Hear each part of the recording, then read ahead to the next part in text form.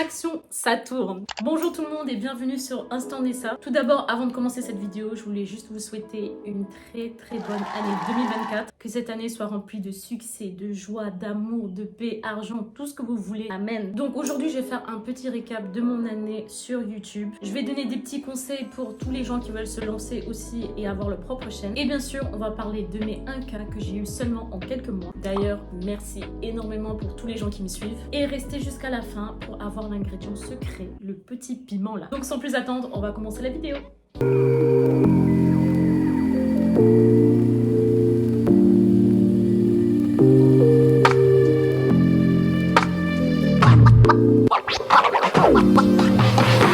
Je voudrais juste dire que je ne suis pas la plus grande youtubeuse, comme vous le savez. Je viens tout juste d'avoir 1000 abonnés. Mais voilà, pour moi, c'est important de partager ces connaissances. Bien sûr, il y a des tonnes de conseils à donner. Mais cette liste que j'ai faite juste pour vous, c'est vraiment les meilleurs conseils que je pourrais donner. Donc si vous voulez vraiment débuter votre chaîne en 2024, voici les conseils qu'il faut suivre. Donc tout d'abord, je vais commencer avec une petite histoire. Mon histoire sur YouTube. Donc moi, ça fait très longtemps que je suis sur YouTube.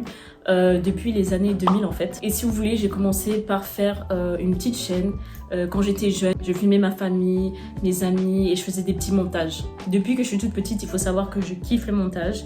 Je kiffe la vidéo, je kiffe la créativité, donc YouTube c'était vraiment une plateforme qui m'intéressait depuis le début. Et ensuite vers 2016, quand je suis arrivée en France, je me suis dit pourquoi pas reprendre cette fois-ci pour s'amuser quoi. Donc là j'ai décidé de faire des vidéos sur tout, que ce soit des lookbooks, voyages, des vidéos drôles, des vidéos back to school. J'étais éparpillée partout et en fait je faisais vraiment ça pour le fun. Donc c'était pas assez récurrent, je faisais ça un peu à n'importe quel moment quoi. Donc après j'ai fini par laisser tomber parce que voilà, vous savez, les études, la vie, etc. Et maintenant je me dis si seulement j'avais continué, peut-être que vraiment 10 ans plus tard, j'aurais pu avoir un résultat. Ensuite, on avance et l'année dernière, j'ai décidé de monter ma chaîne avec mon copain. Je vous mets la chaîne juste ici et franchement, c'était un kiff total parce que tous les deux, on partageait un peu la même passion. Pour l'info, la chaîne est juste mise en pause parce qu'on a des nouveaux projets, mais il y a des nouvelles vidéos qui arrivent très bientôt. Donc ensuite, après, j'ai senti que j'avais besoin de quand même continuer ma propre chaîne, celle que j'avais depuis 2016. Et je me suis dit, vas-y, lance-toi. Et cette fois-ci, j'étais plus mature, plus posée. Je savais un peu sur quel sujet je voulais me lancer. Et voilà comment Instant Nessa est né. Donc vraiment, être youtubeur, c'est du boulot. C'est vraiment du boulot, la créativité, de l'organisation. On va commencer avec le premier type. Donc le premier type va avec ce que je viens de vous dire. Trouver votre niche. Alors pour ceux qui ne savent pas ce que niche veut dire, c'est en fait trouver le sujet de votre chaîne. Parce qu'en fait, il faut savoir que sur YouTube, c'est important d'avoir une certaine niche, que l'algorithme sache en fait ce que vous êtes en train de faire pour qu'il sache aussi à qui le partager. Par exemple, si vous allez sur une chaîne et vous voyez de la cuisine, de l'art, du sport, etc., même votre audience va être un peu confus. Donc c'est important de savoir où vous allez et de choisir votre niche. Comme ça, vous pourrez cibler un meilleur public et bien sûr être concentré sur une chose et vraiment pouvoir la travailler et la développer. Donc moi par exemple, j'ai décidé de rassembler plusieurs niches. Donc ça va être lifestyle, traveling. Vous pouvez avoir par exemple des niches qui se correspondent, c'est-à-dire quand je vais voyager, il y aura le côté lifestyle aussi qui va ressortir, donc c'est pour ça que je me suis permis d'associer ces deux niches-là. C'est très important que cette niche soit en quelque sorte une passion ou quelque chose que vous aimez faire. Parce que si vous voulez, au début, YouTube, c'est assez difficile. On parle pas d'argent tout de suite, c'est plus de la passion et c'est vraiment sur le long terme. Et aussi combiné avec des vidéos de conseils ou comment faire quelque chose. Ça intéresse énormément les gens parce qu'au début, personne ne vous connaît. Donc c'est important aussi de donner des informations ou bien de donner des conseils. Ça marche à tous les coups. Il faut savoir que malheureusement, les gens ne sont pas là pour vous, mais plutôt pour votre contenu. Donc qu'est-ce qui va intéresser les gens? Donc mon conseil numéro 2, ça va être de partager votre chaîne énormément. Donc comme vous le savez, au début, vous n'êtes pas très connu et c'est normal. Vous allez avoir juste quelques vues, peut-être 20, 30, 50 et ça peut être frustrant. Mais sachez que votre entourage sont vos premiers abonnés. Donc il va falloir la partager à la famille, aux amis, aux proches, faire du bouche à oreille. Et c'est vraiment comme ça que votre chaîne va grandir petit à petit. Parce que ok, vous voulez avoir votre chaîne, mais si vous ne partagez pas aux gens qui sont autour de vous, votre chaîne va avoir du mal à démarrer. Donc pour vos premiers abonnés, je vous conseille fortement de partager à vos proches. Mon tips numéro 3, ça va être de prendre soin de sa chaîne comme son petit bébé en fait. On va pas se le cacher, aujourd'hui le YouTube game est très élevé. Ce n'est pas impossible de percer, mais quand même, il faut avoir le minimum. Et quand je dis le minimum, c'est-à-dire une bonne qualité d'image, une bonne lumière, un bon son, un bon montage, et avec ça, vous êtes bien parti. Je ne dis pas qu'il faut avoir un truc de dingue, une caméra 4K Sony, un studio. Non, ce n'est pas la peine pour commencer. Moi, par exemple, souvent je filme avec mon iPhone 14 et ça va très bien. Avec le temps, si vous voyez que YouTube vous plaît, vous pourrez investir parce que quand même, quand on parle de matériel vidéo, son, lumière, etc., c'est quand même un petit budget qui coûte. Donc voilà, prendre soin de ces miniatures aussi, c'est très important parce que c'est à travers les miniatures que les gens vont être attirés pour venir voir votre vidéo. Donc moi, j'utilise souvent Canva, vous avez aussi Photoshop. Ces deux-là, c'est bien pour commencer. Pour tout ce qui est montage, vous avez énormément quand même de logiciels qui vous permettent aujourd'hui de faire des montages assez simples et efficaces. Vous avez Final Cut Pro, iMovie, Filmora, InShot sur le téléphone et encore plein d'autres. Ce type numéro 4, c'est le plus important, je pense, la persévérance, les gars. La persévérance. Franchement, c'est tellement simple en fait quand on le dit, mais c'est une chose très difficile à faire. En fait, ceux qui arrivent à percer, c'est vraiment sur le long terme. Quand vous regardez toutes les vidéos, vous voyez que, ah oui, le mec là, ça fait 5 ans, ça fait 10 ans, ça fait 8 ans qu'il est sur YouTube. Et voilà, tout ça en fait, c'est juste de la persévérance. Et vous allez voir qu'au début, créer du contenu, ça peut être fun, mais après, ça devient un peu comme un job. Et quand on y pense, en fait, c'est super logique. Plus on met de contenu, plus l'algorithme va comprendre ce qu'on fait et va pousser notre contenu et plus les gens vont venir. À chaque fois que vous postez une vidéo, vous allez voir, vous allez ramasser peut-être 5, 10 abonnés et du coup, c'est vraiment ça qui va faire avancer. Poster. Après, je sais que c'est pas évident de tout le temps poster. C'est pour ça qu'il faut bien planifier, bien s'organiser.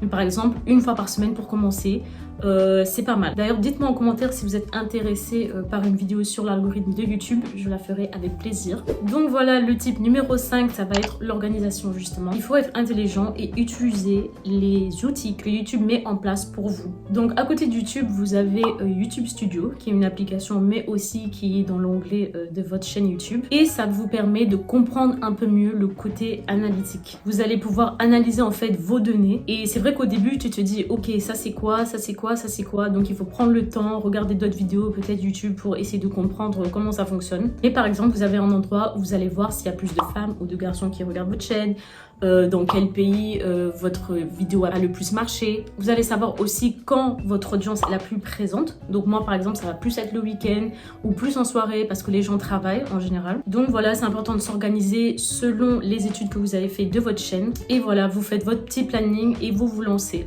Non-stop. Pour le type numéro 6, je vais vous parler un peu des critères concernant la YouTube Money. Donc pour être vraiment payé sur YouTube, commencer à être payé, en fait il vous faut 1000 abonnés et 4000 heures de visionnage. J'aurai 2 petites barres en fait sur votre YouTube Studio qui va comptabiliser tous ces vues, tous ces heures de visionnage, vos abonnés, etc.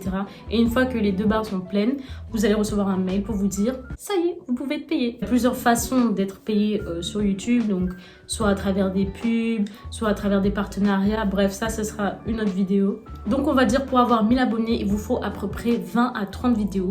Une fois que vous avez fait 20-30 vidéos de qualité, normalement vous pouvez atteindre vos 1000 abonnés. Moi en tout cas, ça m'a pris à peine 8 mois je pense. J'ai pu vraiment trouver mon sujet donc sur le Sénégal, la vie sur le Sénégal, lifestyle, travel, etc.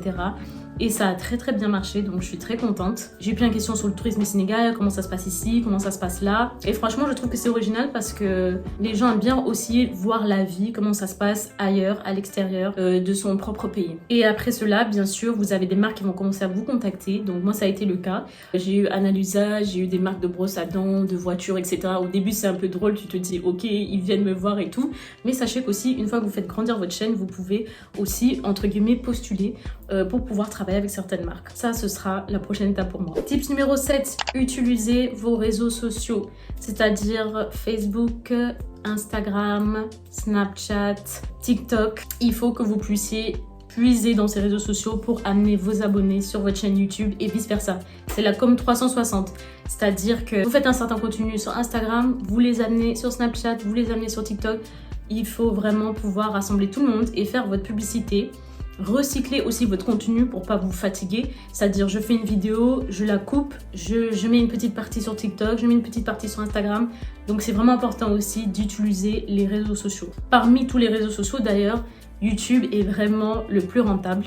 C'est vrai que ça met du temps, c'est vrai que c'est long, mais en fait à partir d'un moment vous commencez vraiment à voir que les efforts payent. TikTok et Instagram, ça va très rapide aussi. Donc c'est bien pour construire une communauté. Donc voilà, si vous voulez que je vous fasse peut-être une vidéo sur les différents réseaux sociaux, dites-le moi en commentaire. Alors pour ce dernier type numéro 8, bien sûr, c'est le type qui m'a juste...